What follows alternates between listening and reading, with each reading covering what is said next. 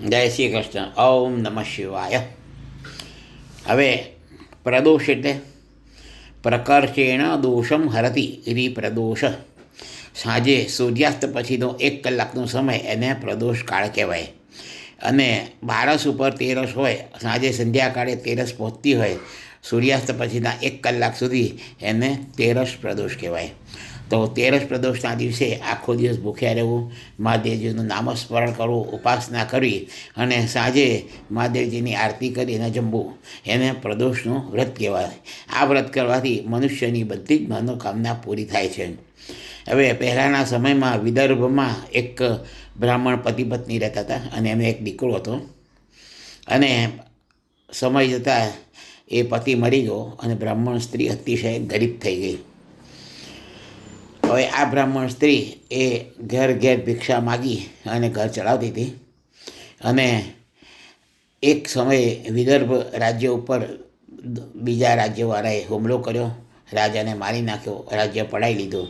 અને આ બાજુ લોહી લુહાણ રાજાનો છોકરો એ ભાગી છૂટ્યો. એ રાજાનો છોકરો બ્રાહ્મણ સ્ત્રીના ઘરમાં આવ્યો અને બ્રાહ્મણ સ્ત્રીનો આશ્રય લે છે. બ્રાહ્મણ સ્ત્રી એને ખવડાવે, પીવડાવે, ધીરે ધીરે મોટો કરે છે. એમ કરતાં કરતાં એક દિવસ એક અંશુમતી નામની આપણે ગંધર્વની દીકરી ત્યાં વિચરણ માટે નીકળી અને રાજાના દીકરા પર મોહી પડી.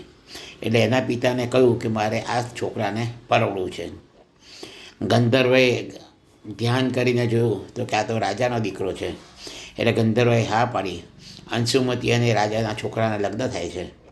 પછી ગંધર્વ એની દિવ્ય શક્તિઓથી સેના ઊભી કરી અને પેલા છોકરાને મદદ કરી અને પુનઃ રાજા તરીકે પ્રસ્થાપિત કરે છે. અને એ રાજકુંવર એ પેલી બ્રાહ્મણ સ્ત્રીને એની મા તરીકે રાજમાં રાખે છે અને રાજ્ય માતાનું સ્થાન આપે છે. એટલે આ તેરસ પ્રદોષનું વ્રત અતિશય ગરીબને પણ રાજા સમાન સુખ આપનારું છે.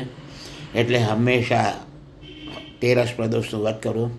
તેરસ પ્રદોષના દિવસે શિવજીની ઉપાસના કરી. અને ભગવાન તો ભોળાનાથ છે, ભોળા છે. એ તો દયા થાય તો રાવણ જેવાને પાર્વતી પણ આપી દે. ભોળાનાથની ઉપાસના કરવી તો સહેલાઈથી તમારી બધી જ મનોકામના પૂરી થશે. ઓમ નમઃ શિવાય. હર હર મહાદેવ.